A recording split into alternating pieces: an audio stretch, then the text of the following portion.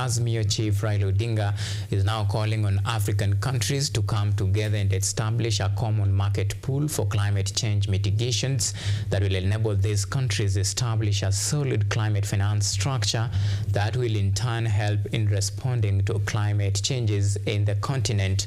Odinga was speaking during the opening of Pan-African Green Climate Financing Conference in Nairobi. Our very own Theo Masharia was in attendance and filed the following report.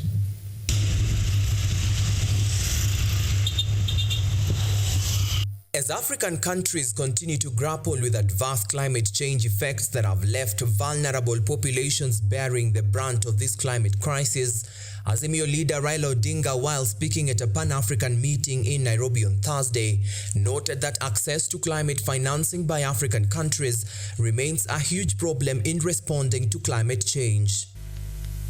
Because of the failure to translate the promises into reality, Africa as a continent still has challenges with access to some of the climate finance sources, such as the Green Climate Fund, Global Environment Facility, Least Developing Countries Fund, Adaptation Fund, Climate Investment Funds, as well as the bilateral and multilateral development partners, which are all well-established avenues for accessing climate finance. Consequently, Africa can only access 4% of the climate finances, which is way below the impactful finance. Pursuant to this, Odinga made a clarion call to developed countries that promised to transfer $100 billion a year to poorer nations hit by worsening climate change fuel disasters from 2020 to honor their pledge, which will in turn result to mitigating climate change effects. So we need to find a way of forcing implementation of resolutions which are passed. Which means that one such fundamental issue is the promise by the rich countries to play their part and help the countries that contribute the least in greenhouse gas emissions into adaptation.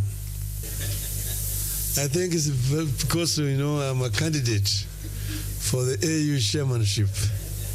And somebody just decided that probably this is a good platform for me to come and share with you people some of my ideas about this issue of climate change. Treasury Cabinet Secretary John Mbadi, who was among keynote speakers who accompanied Raila Odinga to the meeting, highlighted that Kenya, through key frameworks like the Climate Change Act of 2016, has established key programs to help in boosting climate resilience across all 47 counties. I'm told we are doing fairly well or averagely well in rural areas, but at the urban level, we are doing so poorly as a country.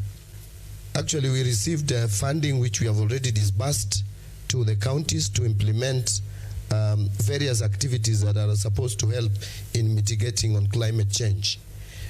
If there is anyone Africa needs to champion as a champion of issues of climate change, then that person is none other than Right Honorable Raila Odinga.